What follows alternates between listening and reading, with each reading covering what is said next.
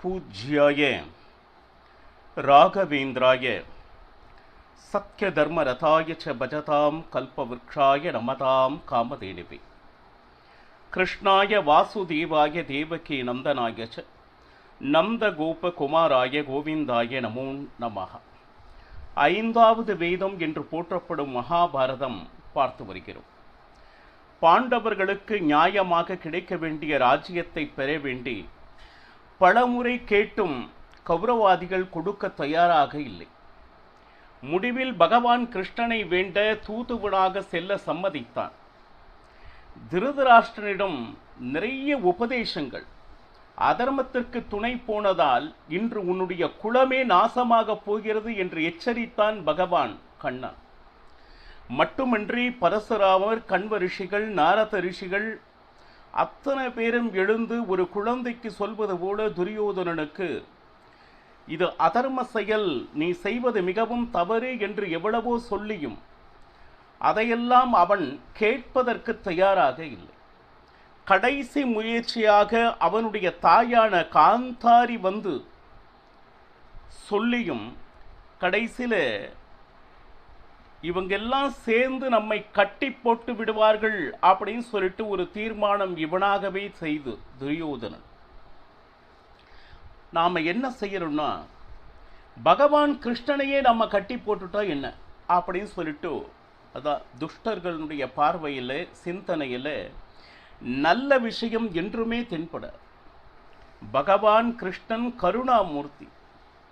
நான் செய்தது தவறு என்று விழுந்தால் அவன் அப்படி காப்பவன் பக்தர்களை. ஆனால் அந்த ஞானம் துரியோதனனுக்கு இல்லை. அப்போ சாத்தகி மூலமாக பகவான் கிருஷ்ணன் அறிந்தான், இப்பொழுது கட்டி போட போகிறார்கள் அப்படின்னு சொன்ன உடனே திருதராஷ்டிரனை பார்த்து பகவான் கண்ணன் கூறினான், என்னை கட்டி போடுவதா? அது முடியுமா? நான் அவனை கட்டுகிறானா இல்லது அவன் என்னை கட்டுகிறானா என்று பார்த்து விடுவோம் அப்படின்னு சொல்லிட்டு இந்த நேரத்தில் ஒரு விஸ்வரூப தரிசனத்தை காண்பித்தான் பகவான் கண்ணன். அதர்மம் செய்த எந்த ராஜனுக்கும் அந்த தரிசனம் அவர்களுக்கு கிடைக்கவில்லை. ஏன்னா சூரியனுடைய அந்த கிரணங்கள் மிகப்பெரிய வெளிச்சமாக தெரிந்ததே தவிர அதை பார்த்தவுடன் எல்லாரும் தலை சாய்த்து கொண்டனர். ஆனால் தர்மசீலர்களாக இருக்கக்கூடிய பீஷ்மர், துரோணர், விதுரன், காந்தாரி உட்பட ஏன் திருதராஷ்டிரனுக்கும் பகவானுடைய தரிசனம் அற்புதமாக கிடைத்தது. இப்போ இவ்வளவு விஸ்வரூப தரிசனம் எடுத்து நான் சாமானியன் அல்ல, அகிலாண்ட கோட்டி பிரம்மாண்ட நாயக்கன் என்று காண்பித்தும் துரியோதனுடைய எண்ணத்தில் எந்த விதமான ஏற்றமும் இல்லை, இனி பேசி எந்த பிரயோஜனமும் இல்லை என்று பகவான் கிருஷ்ணன் உடனே உபப்ளாவ நகரத்திற்கு சென்று பாண்டவர்களிடம் இதை தெரிவிக்க வேண்டும் என்று கிளம்பினான். ஒரு பக்கம் விதுரன், ஒரு பக்கம் சாத்தகை கைப்பிடித்து ரதத்தில் ஏறினான்.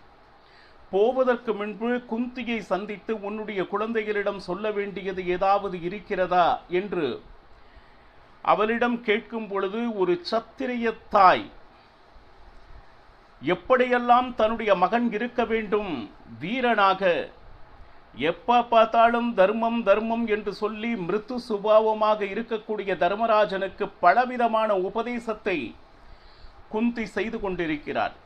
அதில் விதுலா உபாக்கியானம் என்று மிக பிரசித்தி மகாபாரதத்தில். விதுலா என்கின்ற தாய் போருக்கு சென்று உடனே ஓடி வந்து பயந்து, என்ன சொல்றது, போர்வைக்குள் தன் முகத்தை புதைத்து கொண்ட ஒரு மகனை பார்த்து வீரனாக இருக்க வேண்டும், இல்லை போரில் மடிந்தாலும் பரவாயில்லை என்று வீரத்தை ஊட்டுவதாக ஒரு அற்புதமான உபதேசத்தை விதுலா என்கின்ற தாய் தன்னுடைய மகனான சிருஞ்சயனுக்கு சொல்லிக் கொண்டிருக்கக்கூடிய அற்புதமான ஒரு கட்டம் போய் கொண்டு இருக்கிறது. பாருங்க, இப்போ ஒரு விறகு அப்படின்னா எரிய வேண்டும். ஆனால் அது புகைந்து கொண்டே இருந்தால் எந்த விதமான பிரயோஜனமும் இல்லை. ஒரு ராஜனுடைய வீட்டில் கழுதை இருந்தால் கூட சரி, அது மிருதுவாக இருக்கக்கூடாது. ஏன்னா எல்லாருக்குமே மிருது தன்மையை நீங்கள் காட்டிக்கொண்டிருந்தால் குற்றம் மலிந்துவிடும். பிரஜைகள் நிம்மதியாக வாழ முடியாது. சத்திரியனாக பிறந்தால் அந்த சத்திரியனுக்கு என்கின்ற ஒரு மிடுக்கு இருக்க வேண்டும். நல்லது என்றால் நல்லது, கெட்டது என்றால் கெட்டது. அந்த மாதிரி எந்த விதமான பாரபட்சமும் இல்லாமல் தர்மத்தின்படி ஆட்சி செய்பவனாக இருக்க வேண்டும். அது மட்டுமா அப்படின்னு கேட்டிங்கன்னா பாருங்க, மனிதனாக பிறந்த ஒவ்வொருவரும் தைரியம் என்பது வேண்டும். இயற்கையிலேயே கோழையாக இருக்கக்கூடிய மகனை யாரும் விரும்ப மாட்டார்கள். ஏதாவது ஒரு சண்டை நடக்கின்றது என்றால் வீட்டிற்குள் வந்து ஓடி ஒளிந்து கொள்ளக்கூடிய ஒரு மகனை காண்கின்ற அந்த தாய், அதிலும் சத்திரிய தாய், எவ்வளவு மனவேதனை உருவாள். நான் என்ன சொல்றேன், அந்த சண்டையில் நீ ஜெயிக்கலாம் தோற்கலாம், அதை பற்றி கவலை இல்லை. ஆனால் அந்த சண்டையை பார்க்க விடாது அதற்காக பயந்து ஓடி ஒளிந்து கொள்ளுதல் அப்படின்னு சொல்றது மிகப்பெரிய கோழைத்தனம். வாழ்க்கை எப்படி இருக்கணும் அப்படின்னா பிரயோஜனமா இருக்கணும். நாம் வாழ்கிற வாழ்க்கையில் 4 பேருக்கு நாம் உதவி செய்வதாக, அவர்களை வாழ வைத்ததாக இருக்க வேண்டும். அது மட்டுமல்ல, நீ எழுந்திருக்க கூடாது என்று போர்வைக்குள் உன்னுடைய முகத்தை புதைத்து கொண்டு நீ படுத்து கொண்டு இருந்தால் வேண்டுமென்றே, அதாவது தூங்குகிறவனை எழுப்பி விடலாம். தூங்குகிற மாதிரி நடிப்பவனை எவ்வளவு சூரிய கிரணங்கள் வந்து சுட்டெரித்தாலும் அவனை எழுப்ப முடியாது. அவன் எழுந்திருக்க கூடாது என்பதை மனதில் இருத்தி கொண்டு அவன் தூங்கிக் கொண்டு இருக்கிறான். பாருங்க, வாழ்க்கையில் பிறந்த எல்லாருக்குமே வெற்றியே சேர்ந்த மாதிரி வந்து கொண்டிருக்கும் அப்படின்னு இல்லவே இல்லை. அதே மாதிரி தோல்வியுற்றவன் வாழ்க்கை முழுதும் எல்லா விஷயத்திலும் தோல்வியே சந்திக்கிறான் அப்படின்னு இல்லை. வெற்றி தோல்வி என்பது மாறி மாறித்தான் வரும். ஆனால் நாம் வெற்றி பெற்றாலும் சரி, தோல்வியுற்றாலும் சரி, நமது கடமை என்ன ஒன்றோ அதை கண்டு ஓடி ஒளியாது நாம் செய்து கொண்டே இருக்க வேண்டும். அது மட்டும் அல்ல, பாருங்க, வெற்றி எனதே என்கின்ற மமதையோடு எந்த ஒரு காரியத்தையும் செய்யக்கூடாது. நாம் அதற்கு உண்டான பிரயத்தனம், முயற்சியை செய்ய வேண்டும். அதில் கிடைக்கக்கூடிய முடிவு என்பது இறைவன் நமக்கு கிடைக்கக்கூடியது. அந்த பலனை எதிர்பார்த்து நீங்கள் எந்த ஒரு காரியத்தையும் செய்ய தொடங்கினால் தோல்வி என்று வரும் பொழுது அந்த மனம் சுருங்கி விடுகிறது. அதற்கு மேலே எந்த ஒரு காரியத்துக்கும் உங்களால் முன் எழுந்து போக முடியாது. என்னுடைய கடமையை நான் நல்லபடியாக ஆற்றிவிட்டேன் என்கின்ற ஒரு திருப்தி. அப்படி நீங்கள் செய்து கொண்டே இருந்தால் நிச்சயம் ஒரு நாள் இல்லை ஒரு நாள் வெற்றி உங்களுடைய காலடியில் இருந்தே வரும். அதில் எந்த விதமான சந்தேகமும் இல்லை. அது என்ன அப்படின்னு கேட்டிங்கன்னா, இந்த உலகத்தில் நான் வாழ்வதற்கு என்னுடைய பங்கு என்பது மிக மிக முக்கியம். ஏதோ பிறந்தேன் ஏதோ மடிந்தேன் அப்படிங்கிறது ஒரு வாழ்க்கையா அப்படின்னு கேட்டிங்கன்னா இல்லை. ஒரு சிலர் இந்த உலகத்தில் வாழ்வதையே சாதனையாக நினைத்து கொண்டிருக்கின்றனர். காலையில் எழுக்கணும், சரி சாப்பிடணும், தூங்கணும், மறுபடியும் சாப்பிடணும், தூங்கணும், இதே ஒரு வாழ்க்கை அப்படின்னு சொல்லிட்டு வாழ்ந்து வருகின்றனர். கொஞ்சம் இந்த உலகத்தில் பிறந்த யாருமே முட்டாள்களாக எந்த ஒரு பிறவியையும் இறைவன் சிருஷ்டிப்பதில்லை. ஒவ்வொருவரிடம் ஒவ்வொரு விதமான திறமையை ஒளித்து வைத்திருக்கிறார். அந்த திறமை என்ன என்பதை கொஞ்சம் நாம் உன்னிப்பாக கவனித்தால் கண்டுபிடித்து விட முடியும். அதனுடைய பயணத்தில் நீங்கள் சென்றால் வெற்றி நிச்சயம். அது என்னன்னா, நம்ம எதில் வெற்றி கிடைக்கும், எதில் நமக்கு ஆர்வம் இருக்கிறது என்பதில்தான், அதை சிந்திப்பதில்தான் நிறைய பேர் தவறவிட்டு விடுகிறோம். அது மட்டுமல்ல, கொஞ்சம் நினைச்சு பாருங்க, என்னைக்குமே சும்மா இருக்கிறது அப்படிங்கிறது என்னைக்குமே மிக மிக தவறான விஷயம். அது என்ன செய்யும் அப்படின்னு கேட்டிங்கன்னா, மிகப்பெரிய சோம்பலை உனக்கு கொண்டு வந்து கொடுத்து விடும். வாழ்க்கையில் எந்த விதமான சாதனையும் இல்லாமல் என்ன சொல்லுது, சுருண்டு சுருண்டு படுத்தி கொண்டு பயந்து கொண்டு வாழ்பவனுக்கு இந்த உலகத்தில் இடம் இல்லை. சத்திரிய தாய் தன் மகனிடம் எவ்வளவு நீண்ட நெடிய உபதேசத்தை கொடுத்து கொண்டிருக்கிறாள், கொஞ்சம் நினைச்சு பாருங்க.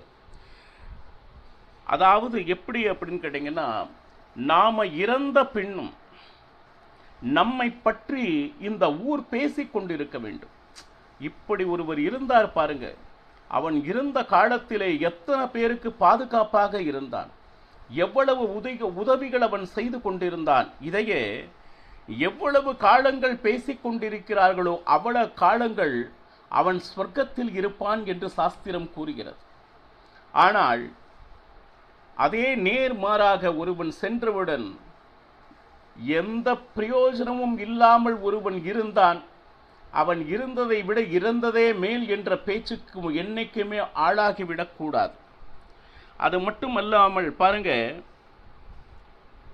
வித்தை ஏதாவது ஒரு விஷயத்தில் ஒரு சிறப்பானவனாக வர வேண்டும். ஒரு தாய்க்கு மகனாக இருந்தால் உண்ணா தானம் தர்மங்கள் செய்வதில் உயர்ந்தவனாக இருக்க வேண்டும்.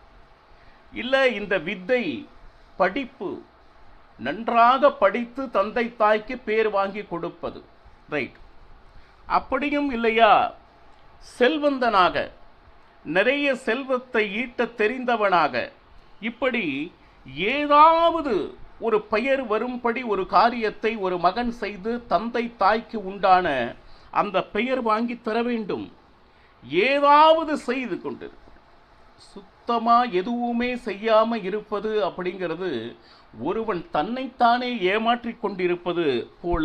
அது மட்டுமல்லாமல் போருங்க, இதையெல்லாம் கேட்டுக்கொண்டிருந்த அந்த மகன், ஏமா இவ்வளவு சொல்றியே, யுத்தத்திற்கு போய் செத்தால் உனக்கு அதனால் சந்தோஷமா அப்படின்னு சொல்லிட்டு அவன் கேள்வி கேட்பதான். செத்தாலும் பரவாயில்லை, யுத்தத்தில் நீ பங்கு பெற்றாய் என்கின்ற திருப்தியோடு என்னுடைய வாழ்நாளை கழித்துக் கொள்வேன். ஒரு சத்திரிய தாயினுடைய வீரம், அவருடைய வார்த்தைகள், அவருடைய அறிவுரை ஒவ்வொன்றும் வீரத்தோடு கலந்தபடி இருக்கும். அது மட்டுமா அப்படின்னு கேட்டீங்கன்னா பாருங்க, தான தர்மத்திலோ தபஸிலோ சம்பத்திலோ பராக்கிரமத்திலோ இது ஏதாவது ஒன்றில் சிறப்பாக வந்து காண்பிக்க வேண்டும். வர முடியுமா என்றால் நிச்சயமாக வரும்படிதான் இறைவன் அவனை சிருஷ்டி செய்திருக்கிறான். ஆனால் அவ்வளவு எளிதில் வருவதா அப்படின்னு கேட்டீங்கன்னா ஒவ்வொன்றுக்கும் முயற்சி எடுக்க வேண்டும். பாருங்க, சும்மாவே கிடந்து என்கிட்ட இருக்கக்கூடிய திறமை என்னன்னு சொல்லிட்டு யோசித்து கொண்டிருந்தால் எந்த பிரயோஜனமும் இல்லை. ஒன்று மாற்றி ஒன்று நாம் முயற்சி செய்து கொண்டே இருந்தால் நிச்சயமாக நம் வாழ்க்கைக்கு உண்டான காரணம் என்பதை நாமே கண்டுபிடித்து விடலாம். பாருங்க, ஏதோ வாழணும், வயிறு நிரப்பணும் அப்படின்னு எவனாச்சும் வாழ்ந்தால் அவன் நடைப்பிணத்திற்கு சமம். பாருங்க, நம்மை விட கீழ் உள்ளவனுக்கு சேவை செய். பாருங்க, நமக்கு எவ்வளவு ஆண்டவன் கொடுத்திருக்கிறான் என்பதை ஒரு நாளாவது நீங்கள் நினைத்து பார்த்தால் உடம்பில் இருக்கக்கூடிய இந்திரியங்களில் எந்தவிதமான குறைபாடுகள் இல்லாமல் இந்த உலகத்தில் பிறப்பதே இறைவனுடைய கருணை. கண்கள் இல்லாமல், கை இல்லாமல், கால்கள் இல்லாமல் எத்தனையோ ஜீவன்கள் இந்த உலகத்தில் வாழ்ந்து கொண்டிருக்கிறது. ஆனால் எந்தவித அங்கஹீனமும் இல்லாமல் இறைவன் நம்மை இந்த உலகத்தில் பிறக்க வைத்திருக்கிறான் என்றால் அந்த பிறப்பிற்கு நிச்சயமாக ஒரு அர்த்தம் இருக்கிறது. அப்போ அதை அறிந்து அதில் சாதித்து நம் தந்தை தாய்களுக்கு பெயர் வாங்கி கொடுக்க வேண்டும் அப்படின்னு சொல்லிட்டு வித்தலா சொல்றா. அது மட்டும் அல்லாமல் பாருங்க, நீ இந்த மாதிரி எந்த சாதனையும் இல்லாமல் செய்தால் உன்னுடைய கால் மேல் நில், மற்றவரை நம்பி வாழ்கிறேன் அப்படின்னு சொல்லிட்டு என்னைக்கும் வாழ்ந்து விடாதே. ஏதோ தாய் தந்தையர் உணவு கொடுக்கிறார்கள், அவர்கள் அந்த சாப்பாடு சாப்பிட்டே நம்ம வாழ்ந்துடலாம் அப்படின்னு சொல்லிட்டா உன்னுடைய உழைப்பு, அந்த உழைப்பினால் பெறுகின்ற பணம், அதன் மூலமாக சாப்பாடுகிறேன், அதில் இருக்கக்கூடிய ஒரு திருப்தி இந்த உலகத்தில் வேறு எதிலும் கிடைக்காது. அப்போ ஒருவேளை நீ மற்றவர்களை நம்பி வாழ்ந்தால் உன்னுடைய கீர்த்தி, உன்னுடைய புகழ் நாசமாகும்.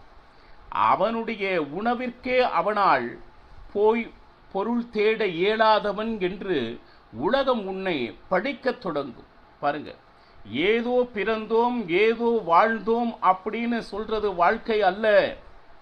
வாழ்க்கைக்கு ஒரு அர்த்தம் வேண்டும் அப்படின்னு சொல்லிட்டு தன்னுடைய மகனுக்கு, சோம்பி கிடக்கின்ற மகனுக்கு வீரத்தை ஊட்டுகின்றால். இதை விதுல உபாக்கியானம் அப்படின்னு சொல்லிட்டு மகாபாரதத்தில் கூறப்படுகிறது. மேலும் என்னென்ன உபதேசம் செய்கிறாள் என்பதனை நாளையும் பருகலாம். சர்வம் ஸ்ரீ கிருஷ்ணார்ப்பணமஸ்து. ஹரே ஸ்ரீனிவாசா.